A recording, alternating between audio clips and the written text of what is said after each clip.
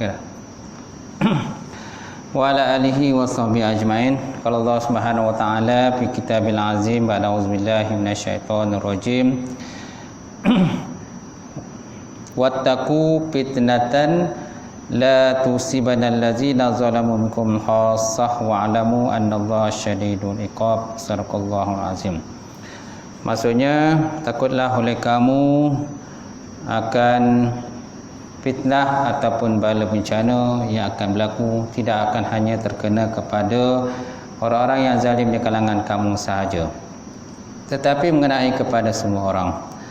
Wattaqullah, dan bertakwalah kamu kepada Allah Subhanahu wa taala. Wa alamu annallaha syadidul iqab. Allah Taala itu maha keras balasan siksaan azab dia. Alhamdulillah, yang mati Tuan Imam kita, seluruhnya Tuan Bilal, Tuan Siap, pengurusi Korea, jawatankuasa Korea, muslimin muslimat yang berbahagia.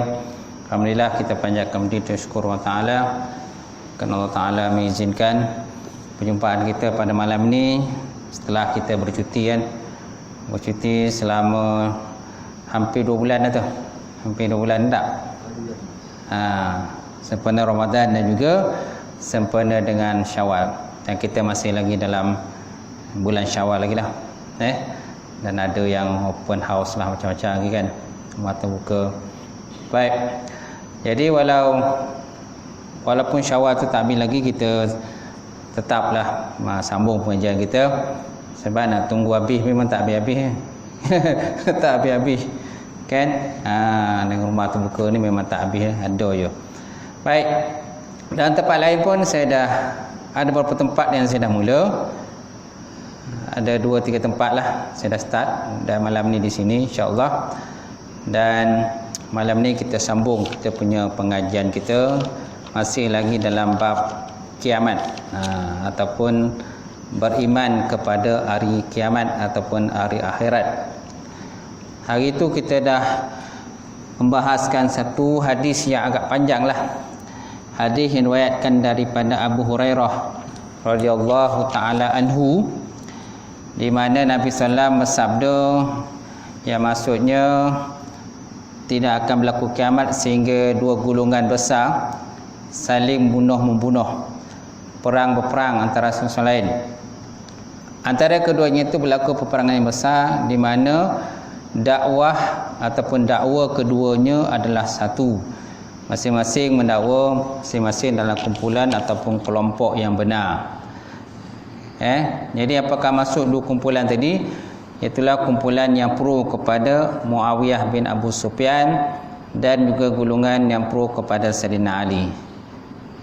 Maka terjadilah satu peperangan namanya peperangan Siffin. Peperangan apa tuan-tuan? Peperangan Siffin. Yang mana akhirnya peperangan itu dimenangi oleh Muawiyah bin Abu Sufyan. Muawiyah bin Abu Sufyan, kenapa dimenangi oleh Muawiyah bin Sufyan? Kerana Sayyidina Ali pun tak nak lagi meneruskan peperangan itu. Kerana kalau diteruskan peperangan, maka ramailah umat Islam akan terbunuh dalam peperangan tersebut. Dan akhirnya kan kuasa kerajaan Islam itu diserahkan kepada Muawiyah bin Abu Sufyan. Tuan-tuan. Baik. Ini merupakan hadis tanda yang menunjukkan bahawa terdapat 2 kumpulan besar yang saling membunuh. Jadi maksud hadis itu kumpulan itulah. Kan tetapi tak dinafikan zaman sekarang pun banyak peperangan-peperangan, pergaduhan antara umat Islam dan juga bukan Islam. Baik. Kemudian Nabi juga menyebut, dia kata tidak akan berlaku kiamat sehingga banyak kaum Dajjal yang pendusta yang bilangannya hampir 30 orang. Semuanya mengaku bahawa dirinya adalah sebagai Nabi ataupun Rasul. Ini pun berlaku kan. Salah satu pada tanda kiamat jugalah, di mana akhir zaman ada kumpulan ataupun orang-orang tertentu ataupun individu tertentu yang mendakwa menjadi seorang Nabi ataupun menjadi seorang Rasul, yang kononnya mereka digunakan mukjizat oleh Allah Subhanahu wa taala. Tetapi naklah kita tahu bahawa Nabi Muhammad SAW merupakan Nabi yang terakhir, Khatamun Nabiyyin, kesudahan segala Nabi dan Rasul. la nabiyya ba'di, kata Nabi, tidak ada nabi selepas daripada aku. So sesiapa yang mendakwa sebagai nabi atau rasul itu dinamakan sebagai orang yang pendusta ataupun pembohong. Antaranya ialah seperti Musailamah al-Kazzab. Musailamah al-Kazzab, namanya Musailamah, tapi gelarannya al-Kazzab. Mana Kazzab ni pendusta ataupun pembohong. Banyak dusta ataupun banyak bohong lah. Bukan sikit dusta, bukan sikit bohong, itu banyak bohong dia. Macam tu. Kemudian lagi, dan tidak akan berlaku kiamat lagi sehingga ilmu pengetahuan itu akan dicabut oleh Allah Subhanahu wa taala. Macam mana ilmu itu dicabut oleh Allah Subhanahu wa taala? Itulah antara caranya, itulah dengan dimatikan para ulama. Nabi sallallahu alaihi wasallam bersabda, dia kata, innallaha la yabidul ilma intiza'an yantazi'uhu minal ibad, walakin yabidul ilma biqabdil ulama, hatta iza lam yabqa alimun ittakhazan nasu ru'usa juhala fas'alu faftau bighairi ilmin fadallu wa adalu. Kama qala Rasulullah sallallahu alaihi wasallam. Hadis riwayat daripada Imam Bukhari dan Muslim. Maksudnya Allah Subhanahu wa taala tidak akan mencabut ilmu pengetahuan itu daripada kamu secara sekaligus, tetapi Allah taala mencabut ilmu tadi dengan cara dimatikan ulama, diwafatkan ulama, hatta sehingga iza lam yakun alimun, sehingga tidak ada lagi orang alim, maka manusia akan mengambil orang-orang yang jahil sebagai pemimpin mereka, ketua mereka. Ittahzanna surusan juhala, mereka mengambil ketua atau pemimpin-pemimpin ataupun orang-orang yang boleh dijadikan sebagai panuan yang terdiri daripada orang yang jahil dalam bab agama. Fas'alu, lalu mereka bertanya kepada mereka, wa aftau, dan mereka itu mengeluarkan fatwa bighairi ilmin, dengan tanpa ilmu. Fadallu wa adallu, maka lalu mereka sesat, lalu menyesatkan orang lain pula. Nauzubillah min zalik lah. Jadi kalau ikut pada zaman sekarang ni, walaupun banyak di kalangan kita ni orang alim telah pun meninggal dunia, akan tetapi tak nafikan masih lagi ramai lagi lah di Malaysia ni, ramai lagi orang alim. Banyak lagi lah ulama-ulama dan sebagainya. Kita juga di Patani di Indonesia kan, banyak lagi orang ulama dan sebagainya. Tetapi dia takutilah satu hari nanti akan berlaku begitu. Bila berlaku begitu tuan-tuan, tak tahulah nak cakap apa kan. Itu sebabnya supaya ulama-ulama ni tidak pupus, ulama-ulama tidak terputus, maka di kalangan kita ni mesti melahirkan ulama. Kita kena hantar anak cucu kita, kita kena hantar anak-anak kita dan sebagainya supaya menjadi orang alim, menjadi ulama dan sebagainya. Supaya besok jangan berlaku satu hari dan masa kita tidak ada lagi ulama. Bila tak ada ulama, jadi itu yang parah tu. Masing-masing akan mengaku sebagai ulama kan. Biasanya ulama ni, nak kata ulama ni biasanya dia tak mengaku ulama. Itu hebatlah. Banyak kalau kita ni bukan ulama tapi mengaku ulama. Itu yang parah tu. Dia bukan ulama tapi mengaku sebagai orang hebat. Konon orang hebatlah. Sifat orang ulama, orang-orang yang cerdik pandai dalam agama ni, mereka lebih kata berdiam diri. Duduk diam tu kan, tunduk je kan, tak ada nak bising-bising lah, menyatakan dia seorang alim. Tapi bila dia bercakap tu menunjukkan bahawa dia seorang yang alim, ilmu pengetahuan yang sangat tinggi. Baik, jadi Allah Ta'ala tidak akan mencabut ilmu, akan sebagai cabut yang cabut secara sekaligus daripada hamba-hamba dia. Tetapi Allah Ta'ala cabut ilmu tadi dengan dikabat ulama. Kabat mana dimatikan ulama lah, orang alim, orang yang soleh, orang bijak pandai dalam agama, sehingga suatu hari ini tuan-tuan akan berlaku di mana tidak ada lagi orang alim, maka manusia akan mengambil orang-orang yang jahil sebagai panduan mereka. Nauzubillah min zalik. Kalau boleh janganlah berlaku gitu. Naklah kita melahirkan para ulama. Baik, seterusnya, dan tidak akan berlaku kiamat lagi sehingga banyak terjadi gempa bumi. Banyak terjadi gempa bumi kan. Di Malaysia ni pun adalah sikit-sikit berlaku gempa bumi lah. Di Sabah ke, di kota tu kat mana tu? Kat gunung apa tu? Gunung Kinabalu kan. Ada berlaku gempa bumi. Tapi kalau di Indonesia tu memang selalulah. Saya mengaji di sana dulu pun, di Aceh dulu pun memang selalu berlaku gempa bumi. Tapi tak adalah kuat-kuat sangat. Gitu. Yang kuat ni yang berlaku tsunami itulah. Okey?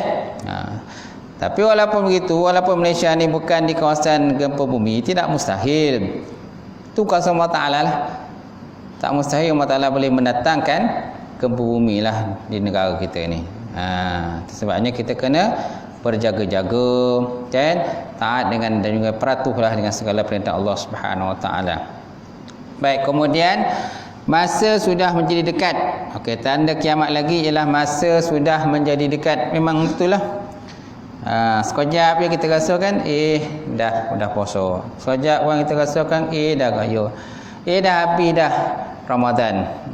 Gitu kita masing-masing menunggu-nunggu kedatangan Ramadan. Sekarang ni rupa-rupanya Ramadan telah pun pergilah meninggalkan kita. Dan kita hari ni dah berapa tuan-tuan? Syawal 21 kan. Kita dah 21 Syawal lah hari ni. Tak lama lagi habislah Syawal. Tuan. Lepas tu kita masuk pula Zulkaidah. Lepas tu Zulhijjah, orang sibuk dah pergi haji dah. Zulhijjah. Okey. Lepas tu sambut Muharram pula. Lepas tu Safar pula. Lepas tu Rabiul Awal lah, dah mulai Rasul kan. Rabiul Awal. Kejap kan? Masa berlalu begitu cepat dan juga pantas tuan-tuan. Tu salah satu pada tanda kiamat lah tu. Masa sudah menjadi dekat. Kemudian banyak timbul fitnah. Fitnah banyak zaman sekarang ni. Tahu tak? Terutama fitnah yang berlaku di kalangan orang-orang ahli politik lah. Tak nafikan lah. Banyak berlaku fitnah di kalangan ahli politik. Baik, kemudian banyak berlaku pembunuhan, peperangan sana sini. Banyak berlaku peperangan. Tak habis-habis peperangan. Kalau di Syria tu sampai sekarang, dulu tu kan dah berapa puluh ribu dah terbunuh di Syria tu, sampai sekarang pun masih lagi banyak berlaku pembunuhan. Tak habis-habis peperangan tu kan. Kuasa-kuasa besar apa pula buat tak tahu je. Mana pergi kuasa besar? Yang menyatakan heboh, sibuk dengan kuasa dia, dengan kehebatan dia. Tapi kenapa mereka tidak mengambil tindakan supaya menghentikan peperangan yang berlaku di Syria? Kan? Pertubuhan orang Islam, OIC kan? OIC. Apa dia punya peranan OIC tu? Tak nampaklah kita apa peranan dia. Sedangkan orang Islam banyak yang mati terbunuh. OIC. Kan kita cakap lebih-lebih kan marah orang tu tak? Gitu. Tapi itu dah berlaku. Banyak pula harta sampai melimpah ruah sehingga orang yang umpamanya harta tu susah mencari orang yang suka menerima sedekah dia. Tapi zaman sekarang ni tak belum sampai tahap itulah. Masih lagi tuan-tuan, masih lagi banyak di kalangan kita ni orang yang susah kalau nak kira kan. Tapi ada masa kadang-kadang susah juga nak cari tu. Semua tak mengaku susah. Semua mengaku senang. Okey. Walaupun ni kadang-kadang kita lihat dia ni ibu tunggal, orang kata bapa tunggal dan sebagainya. Tapi tengok ke rumah anak-anak kata besar-besar. Balik semua kata besar-besar. Okey. Jadi nak kita cari betul-betul susah tu payahlah. Ada susah-susah tu betul. Tapi kadang-kadang dia tak mengaku dia susah. Dia tak nak diwawarkan dia sebagai seorang yang susah. Dia malu kalau seandainya diwawarkan sebagai orang yang susah. Ini yang tak susah ni mengaku susah tu yang susah tu.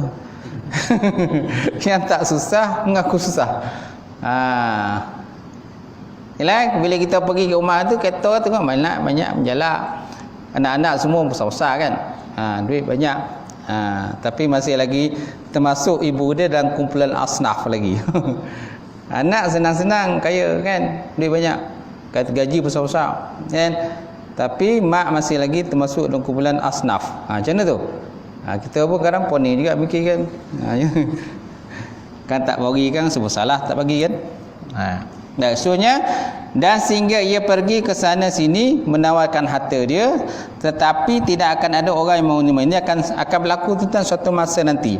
Suatu masa nanti akan berlaku begitu. Betul tak? Di mana orang yang ditawarkan untuk menerima harta itu berkata, aku tidak memerlukan harta lagi. Kenapa tak perlukan harta? Kerana dia pun banyak harta, duit pun banyak, pencen pun banyak, betul tak? Tak habis-habis pencen ni. Masuk aja tak keluar-keluar pencen ni. Tapi biasa kita ni kan masuk sekejap lambian tu keluar lama. Lepas tu keluar. Lepas tu tak ada top-top lagi. Baik, dan tidak akan berlaku kiamat lagi sehingga manusia itu bermegah-megah dengan bangunan yang menjulang tinggi, nampak? Malahan ada separuh negara tu kadang-kadang kita tengok, berlumba-lumba lah mendirikan bangunan tinggi. Okey. Macam Arab Saudi pun tak dinafikan. Pun mereka juga terlibat kan dalam mendirikan bangunan yang tinggi lah. Dulu mana ada bangunan tinggi kan? Sekarang tu tengoklah bangunan yang jam besar tu. Punyalah tinggi bangunan tu kan. Kemudian apa tu? Burj Al Khalifa di mana tu? Di Dubai kan. Di Dubai itu bangunan yang tertinggi di dunia tu. Tah berapa tingkat saya pun tak tahu kan. Tak siapa yang duduk kat atas tu pun saya tahu. Punya tinggi dia punya bangunan tu. Tak tahu siapa yang menyewa kat atas tu. Kalau nyewa atas tu pun nak jumpa orang tu pun susah. Nak jumpa je dia tinggi, duduk tinggi tu. Tak? Silap-silap nak naik atas tu pun berganti lift. Mungkin ada lift ni tahap dia sampai 100 tingkat je. Lepas 100 tingkat dia tukar lift lain pula. Sampai 100 tingkat ditukar lagi lift pula lain pula. Barulah sampai tempat itu. Nak jumpa pun susah tu kan. Tinggi sangat. Kalau duduk bawah senang kan nak jumpa. Ni duduk tinggi-tinggi tu macam bangunan pecangga langit tu memang susah kita nak jumpa. Nak jumpa pun kadang-kadang kena ada temu janji. Banyak berlaku itu kan. Tak ada temu janji memang tak dapat nak jumpa. Jadi manusia bermegah-megah dengan bangunan yang menjulang tinggi dan berlumba-lumba, bukan megah saja tuan, berlumba-lumba pula untuk mendirikan bangunan yang tertinggi lah di dunia. Malaysia pun tak nafikan juga. Ada juga bangunan tinggi gitu kan. Maksudnya, dan sehingga seorang itu melalui kubur orang lain lalu berkata, alangkah baiknya kalau aku dahulu ditempatkan di tempatnya. Dan salah satu daripada tanda kiamat lagi ialah sehingga seseorang itu melalui kubur orang lain lalu berkata, alangkah baiknya kalau aku dahulu ditempatkan di tempatnya. Apa maksud daripada kata-kata ini? Maksudnya daripada kata ini ialah apabila banyaknya berlaku fitnah. Banyak berlaku fitnah di kalangan manusia sehingga ada di kalangan manusia ni yang orang kata bercita-cita untuk mati cepat-cepat nak mati. Sebab apa? Kalau dia masih hidup sudah tentu banyak dosa dan kesalahan dan juga maksiat yang dilakukan. Walaupun daripada sudut hukum asalnya minta kematian ini adalah satu benda yang makruh dan mungkin boleh jadi pada haram pula kita minta kematian. Tapi kan bila sampai satu tahap kan, bila contohnya dalam bab seseorang itu susah nak mengamalkan Islam, payah nak mengamalkan Islam, dia nak mengamalkan Islam tapi susah nak amalkan disebabkan oleh pihak pemerintah kan. Kadang-kadang dia tinggal bukan dalam negara Islam, dia tinggal dalam negara kafir. Susah dia nak mengamalkan Islam kan. Kalau dia mengamalkan Islam maka nak dia ambil tindakan dan sebagainya. Maka mati itu lebih baiklah bagi dia daripada dia terus hidup hingga susah untuk mengamalkan Islam. Ini itu yang dimaksudkan dengan hadis ini. Dan sehingga seorang itu melalui kubur seorang yang lain lalu berkata, alangkah baiknya kalau aku dahulu ditempatkan di tempatnya. So maknanya mati itu lebih baik bagi dia. Kalau seandainya dia tak mampu nak mengamalkan Islam disebabkan oleh kongkongan masa dan keadaan dan persekitaran menyusahkan dia nak mengamalkan Islam. Baik. Kemudian dan tidak berlaku kiamat lagi sehingga matahari terbit daripada arah terbenam ataupun dari arah barat. Ini salah satu pada tanda besar lah. Salah satu daripada tanda besar. Matahari naik daripada sebelah barat. Kan? Mudah tak bagi Allah? Mudah je kalau Allah Ta'ala nak buat. Macam mana Allah Ta'ala boleh menaikkan matahari daripada belah timur dengan mudah, apalagi kalau Allah Ta'ala nak naikkan matahari daripada belah barat pun mudah bagi Allah Subhanahu Wa Ta'ala. Tapi bila dah berlaku besok tuan-tuan matahari naik pada belah barat, masa itu ulama kata pintu taubat telah ditutup. pintu taubat telah pun ditutup. Tak boleh lagi bertaubat masa tu. Siapa nak bertaubat tak terima. Apabila matahari telah pun naik daripada sebelah barat. Sekarang ni matahari masih lagi naik daripada belah timur. Kan? Bila masih naik daripada belah timur, jadi orang pun tak tahu lah. Alah lambik itu dia. Bukan dia tak tahu. Dia tahu tu tanda kiamat tu matahari naik belah barat, dia tahu. Tapi disebab kalau matahari masih naik daripada belah timur, jadi dia tak roti tu lah. Tak roti lah. Lambik gitu dah kan. Jadi dia tak tahu lah. Ini salah satu daripada orang-orang yang terpedaya ataupun terkeliru tuan-tuan. Baik, kemudian maka bila matahari itu telah terbit pada tempat terbenam dan manusia sudah banyak yang mengetahuinya, maka mereka itu pun beriman semuanya pada hal dan keadaan yang sedemikian, kerana mereka itu tidak akan berguna lagi. Nampak tak? Bila matahari dah naik pada barat, masa itulah masing-masing sibuklah nak beriman kepada Allah Ta'ala. Masa tu sibuk-sibuklah nak pergi belajar, nak mengaji. Masa tu sibuk nak datang masjid, nak datang surau dan sebagainya. Masa tu sibuk nak cari ustaz, nak cari ustazah, nak belajar lah. Tapi masa tu dah habis lah. Tak boleh lah. Nak taubat pun semua dah tak diterima oleh Allah Subhanahu Wa Ta'ala. Yang mana dahulunya mereka itu tidak pernah beriman dan tidak melakukan kebaikan dalam keimanannya. Dan bila matahari dah naik, maka tertutuplah semuanya. Menyesallah mereka pada masa itu. Kemudian, dan sesungguhnya hari kiamat itu akan tiba di saat dua orang sedang mempamerkan pakaian untuk diniagakan. Tetapi kedua-duanya orang tadi tidak sempat menjual pakaiannya yang telah dipamerkan tadi, dan tidak sempat pula melipatnya kembali. Nampak? Ini salah satu pertanda kiamat juga. Mana kejadian itu begitu cepat dan pantas. Kejadian itu begitu cepat dan pantas. Okay? Allah Ta'ala boleh melakukan, boleh buat semua. Contohlah kalau kadang-kadang kita accident. Accident kadang-kadang kita tak sempat nak mengelak, tahu tak? Bila Allah Ta'ala takdirkan berlaku accident pada kita, kan? Memang kadang-kadang tak sempat nak mengelak. Tiba-tiba pum dah meletup kan. Tengok orang nak belakang dah hentam kereta kita daripada belakang. Kita buat kereta tu bukan main cermat lagi kita buat kereta kan. Berhati-hati. Tapi orang belakang tak berhati-hati. Dia lontung dengan kita. Tahu tak? Ataupun kadang-kadang kita lontung kita orang. Biasa berlaku waktu bila tuan-tuan? Bila ikut kereta terlampau rapat. Ikut kereta terlampau rapat. Biasanya kat highway kan, highway, tahu tak? Kat highway kadang-kadang orang suka ikut kereta rapat-rapat. Kita jangan terpengaruh tuan-tuan bila nampak orang bawa kereta tu rapat-rapat kat highway tu, kat garisan tengah tu kan. Tengah-tengah tu, tak payahlah kita pun ikut sama. Kan apa-apa berlaku kat depan kan, kita pun dah langgar kereta orang pula. Bila langgar kereta orang, kita lah kena bayar. Siapa langgar pontut, mana dia lah kena bayar. Menangislah masa tu lah. Kereta kita pun gebeh, kereta orang pun gebeh. Kita pun nak kena baiki kita punya kereta orang pun kita nak kena baiki juga. Kita nak kena bayar juga. Sebabnya kita kena beringat.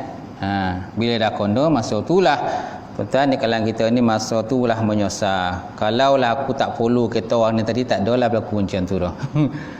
Okey? Bila dah follow. Tapi tuan-tuan, kadang-kadang kemalangan itu berlaku, kadang-kadang ada juga hikmah dia. Tak kisahlah sama ada orang yang melanggar ataupun orang yang kena langgar. Ada hikmah juga kadang-kadang. Salah apa hikmah ni tuan-tuan bila berlaku kemalangan ni? Kan? Kita dapat kona orang yang langgar kita tu. Orang yang langgar kita tu kita dapat kona dengan dia. Sebelum ni kita tak kona dia. Masing-masing duduk dalam kereta mana kona? Tengah mandu duduk dalam kereta. Tapi bila dia dah langgar kereta kita pun turunlah buat perang. Tahu tak? Konon buat perang lah. So maknanya daripada tak kona jadi kona. Nampak tak? Sampai itu kita nak kawal lah diri kita. Dan accident ni kena kawal lah diri kita. Kalau tak kawal tu memang asyik silap-silap memang bertumbuk lah je. Bertumbuk lah jalan atas jalan raya tu kalau silap. Tahu tak? Masing-masing akan menyalahkan di antara satu sama lain. Yang kena langgar menyalahkan orang yang melanggar pun menyalahkan orang yang kena langgar gitu. Dia kata kita ni buat kereta lembab gitu. Tu sebab dia langgar kereta kau gitu kan. Baik, seterusnya. Kemudian jadi salah satu tanda kiamat tadi ialah di mana dua orang sedang mempamerkan pakaian untuk diniagakan, tetapi kedua-duanya tadi tak sempat menjual beli pakaian yang dipamerkan tadi, dan tak sempat pula melipatnya semula. Ini nak menunjukkan kepada kepantasan yang berlaku lah. Macam tadi lah insiden kan, kita memang nak ngalakkan insiden tu, tapi tiba-tiba berlaku insiden, memang tak boleh nak elakkan. Betul lah, kiamat pun macam tu juga, begitu cepat dan pantasnya berlaku, sehingga kan orang pun tak sempat nak buat apa. Dan sesungguhnya hari kiamat juga akan tiba di saat orang yang baru sahaja kembali membawa air susu yang diperahnya daripada untanya, tetapi tak sempat meminum susu unta tadi. Ini pun nak menunjukkan kepada kepantasan dan kecepatan berlaku kiamat. Kemudian dan di samping itu pula, di mana dua orang yang baru sahaja memperbaiki kolamnya untuk diisikan air, tetapi belum sempat diisikan air dalam kolam tadi, tiba-tiba berlaku kiamat. Dua orang yang dia memperbaiki kolam dia, bersihkan kolam, kemudian bila dah bersih kolam, nak isikan air dalam kolam lah kan. Belum sempat isikan air kolam, tiba-tiba berlaku kiamat. Inilah menunjukkan kepada kepantasan kiamat. Baik, seterusnya, kemudian yang mana dua orang sedang menyuapkan makanan ke mulutnya, tetapi belum sempat dimakan makanan tadi. Nak menunjukkan kepantasan juga lah. Dua orang, seorang yang sedang menyuapkan makanan, kita ambil makanan nak makan kan, ataupun makan kuih gayo lah kan. Kita mesti gayo dia, makan kuih gayo, ataupun makan lomang lah kan. Belum sempat makan lomang, baru nak kunyah lomang tadi, dah berlaku kiamat. Ini menunjukkan kepada kepantasan kiamat juga.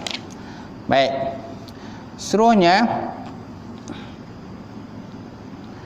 baik, kalau di sini ada penambahan di sini berkenaan dengan masa itu sudah menjadi dekat. Maksudnya dicabut keberkatan masa itu.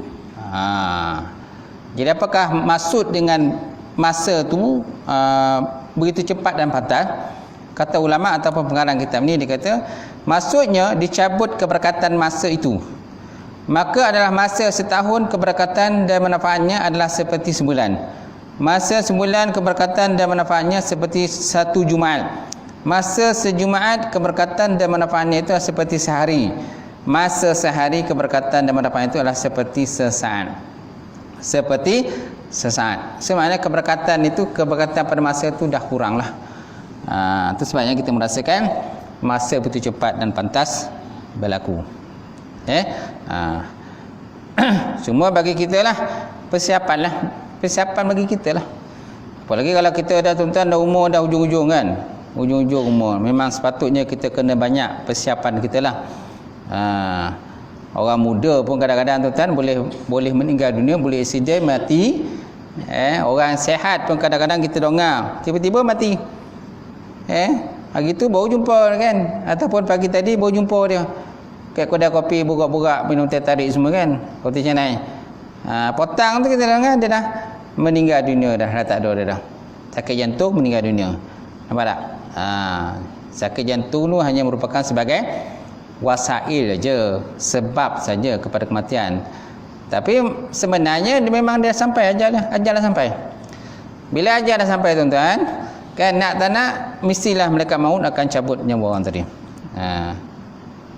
Salah satu pada tandanya orang itu akan menerima kematian ialah contohnya sakit jantung. Ini sebagai tanda lah.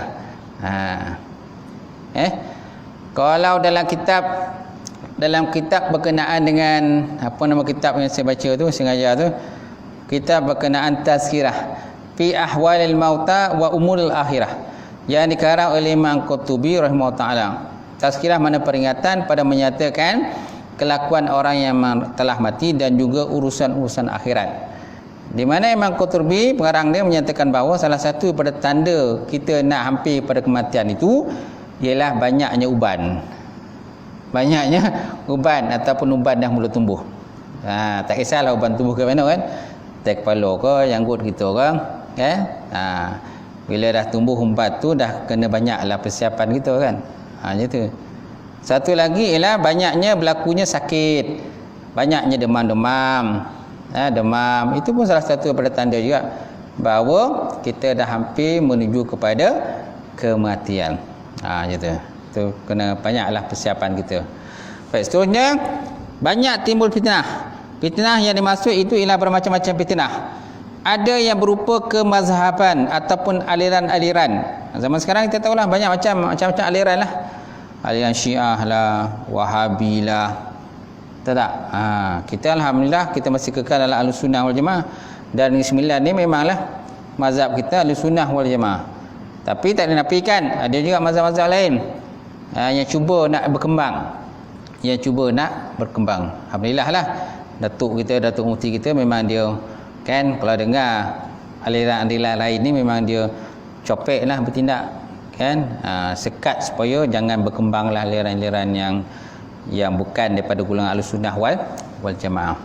Okey. Dan ada yang berupa persoalan politik pun ada, kemasyarakatan, ekonomi yang ketara betapa perbezaan antara satu golongan dan golongan yang lain. Gitu. Baik, kemudian Nabi SAW juga pernah bersabda, dia kata min asyrati sa'ah ay yurfa'a ilma wa yazharu jahlu wa yafshu zina wa yushrabul khumur wa yaksirun nisa wa yakul rijal hatta liyakuna lil khamsina imra'atin qayyimun wahidun, rawahul Bukhari wal Muslim, atau kama qala Rasulullah sallallahu alaihi wasallam. Nabi pernah bersabda, dia kata setengah daripada tanda kiamat itu ialah apabila yurfa'ul ilmu diangkat, wa yazharul jahla, dan zahir kejahilan. So mana zahir kejahilan ni? Banyak orang-orang jahil, orang malas belajar kan. Bab agama ni tak ramai yang rajin belajar, malas. Tapi kalau bab dunia ni masing-masing kadang-kadang bekerja sanggup menghabiskan duit kan, sampai beratus-ratus, beribu pun sanggup menghabiskan duit demi untuk mengejar dalam bab dunia. Tapi dalam bab akhirat, tuan-tuan, kadang-kadang kalau kita nak beli sebuah kitab pun kadang-kadang malas nak beli. Malas nak beli sebuah kitab je. Jadi kalau ada lah orang jual kitab dan sebagainya, cubalah beli kan. Tak baca pun tak apalah, paling tidak pun mungkin anak kita baca, cucu kita baca dan sebagainya. Jadi banyaknya kejahilan, wa yafsur zina, dan banyaknya tuan-tuan berlakunya merebaknya perzinaan, banyak pelacuran, wa yushabul khumur, dan banyak orang yang minum arak, wa yaksirun nisa, dan banyak golongan perempuan, wa yakil rijal, dan sedikit orang lelaki. Banyak perempuan dan sedikit lelaki, hatta yakuna lil khamsina, sehingga 50 orang laki-laki